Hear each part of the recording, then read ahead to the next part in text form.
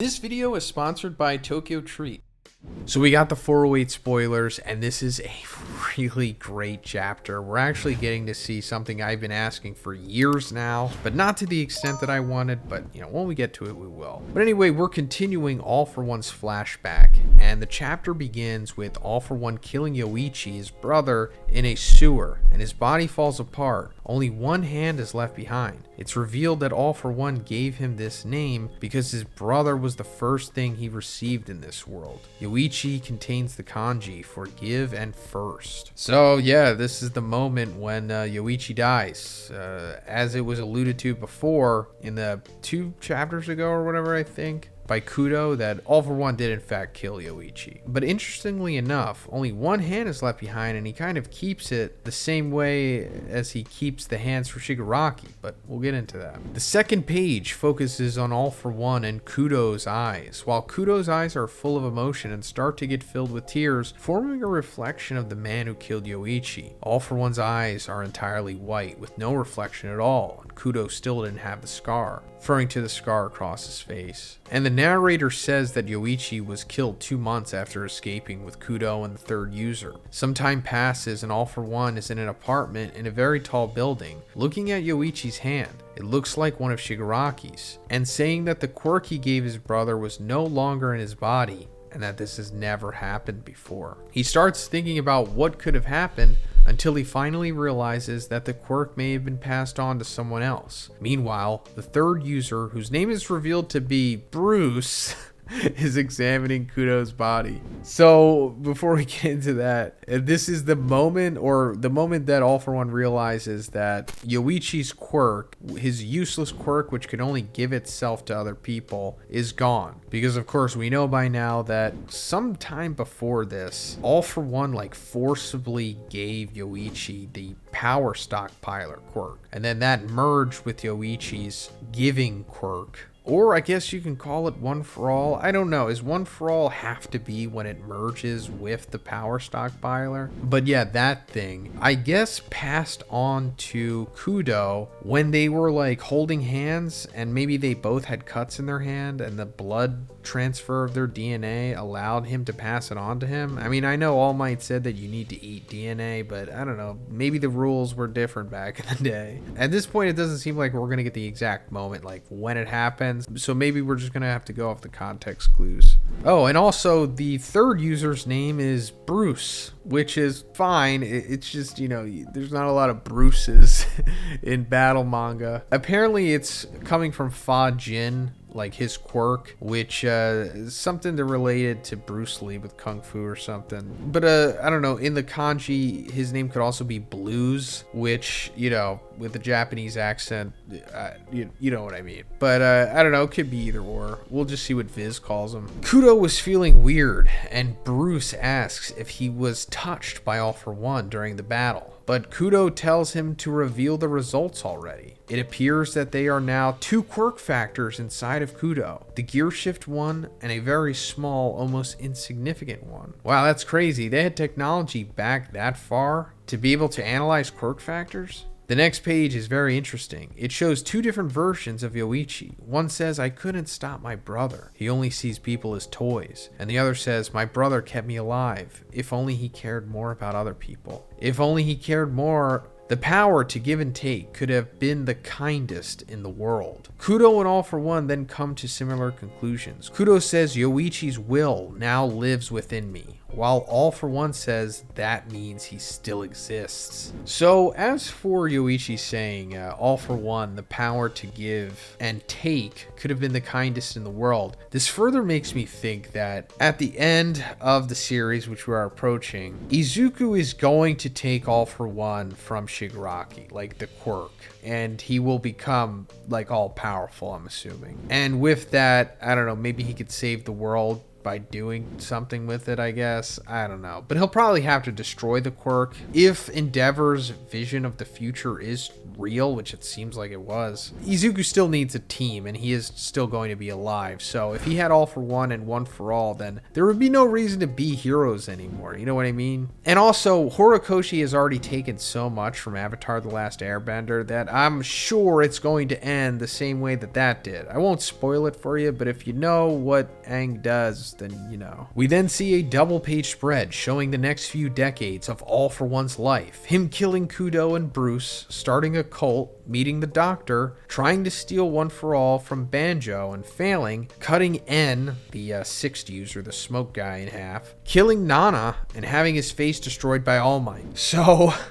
this is the moment that I was talking about. The one little line here, having his face destroyed by All Might, which is happening just in a montage sequence. This is the epic grand fight that happened 6 or 7 years ago. Essentially the greatest battle that ever took place in the history of the My Hero world. Prime All Might versus Prime All for One. And, you know, as I've been talking about and mentioning it for years now, I always just wanted to see this fight play out in its entirety. However, we're never going to get that. And that's fine. I already kind of knew that that was the case. However, we are seeing at least 2 panels of it, which I am grateful for because it's better than nothing. We're seeing like All Might's crazy enraged face as he is going to land the final blow on All for One, and then we're seeing him connecting with that blow, and he's like popping All for One's head like a freaking water balloon. It's incredible. However, I just, you know, wish we got to see a little bit more, but it's fine. But first, let's talk about the sponsor of this video, Tokyo Treat. Tokyo Treat is a monthly pop Japanese snack subscription box where you'll get up to 20 of the latest, most exclusive, limited edition, and seasonal flavored Japanese snacks that are only available in Japan for a limited time, like Sakura Pepsi, Japanese sake Kit Kats, ramen, and many more. It also comes with this awesome booklet that gives you information on all of the snacks in the box, as well as information about Japan and its culture. This month's box is Snacktacular Christmas. Christmas in Japan is really one of the happiest and yummiest times of the year. Tokyo Treats team is thrilled to bring you a taste of amazing holiday flavors through a Snacktacular Christmas, packed with a special edition box full of favorite snacks stamped with Santa's approval, like Kit Kat strawberry chocolate cake, Christmas Kokuto donut, Christmas cake gummies, Christmas crunch mix, and many more. So first I tried the Christmas pizza corn snacks. Love the packaging on this, and I love the pizza corn snacks even more. I mean, it just has that great savory pizza flavor with an awesome crunch to it. I also tried the Christmas Kokuto donut. I cannot get enough of these things. Think about like a brown sugar donut, but then condense it down into this rectangular shape, and you have this amazing sweet and earthy flavor with an incredible texture. Like, I could go through a case of these easily. And then last but not least, we have to try the special Kit Kats that we get every month with Tokyo Treat, and this month it's strawberry chocolate cake. And guys, you already know what I'm gonna say. It's a 10 out of 10 every time. I don't know how they do it, but these are incredible. I don't even really care about strawberry that much, but these are making me come back for more every time. So guys, if you're looking for a fantastic holiday gift this season for you or your loved ones, pick up a Tokyo Treat box, and I guarantee that they will love it. And of course, you can get that through the link in my description, but I'll also sweeten the deal because if you use code Zhoniin, you're gonna get $5 off of your first box. Thanks, guys.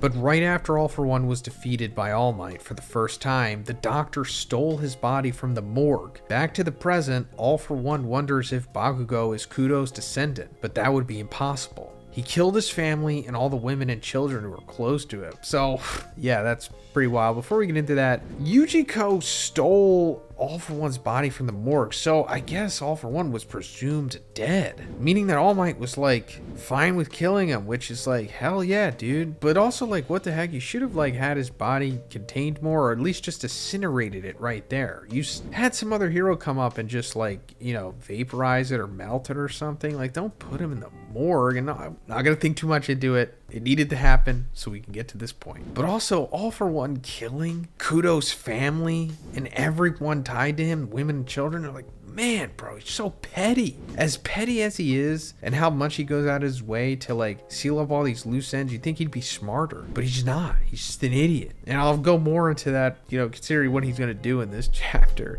Besides, if Kudo and Bakugo were related by blood, All For One would have noticed it in Kamino. Then it finally clicks. It's the eyes. Unlike back in Kamino, Bakugo's eyes right now show his determination to defeat All For One, just like Kudo's. So that finally and completely just settles it. Bakugo is not related to the second user. He just kind of looks like him.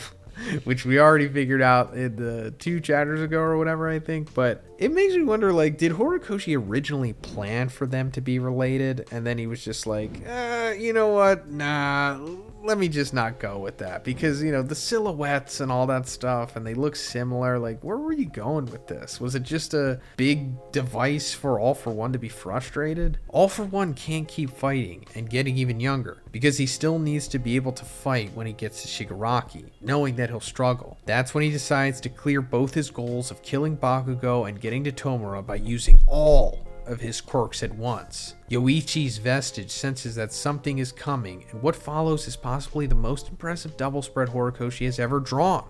All For One is using all kinds of power, with several heads coming out of his body as it says release every quirk factor, All For One goal. So I think I agree with Rukasu here. This is, if not the best, it's one of the best double spreads for sure. It's wild. All For One using all of his quirks at once. He looks, you know, like some kind of crazy Tetsuo from Akira type amalgamation. And while this is cool, it just goes back to me saying that All For One is a freaking idiot, because he is.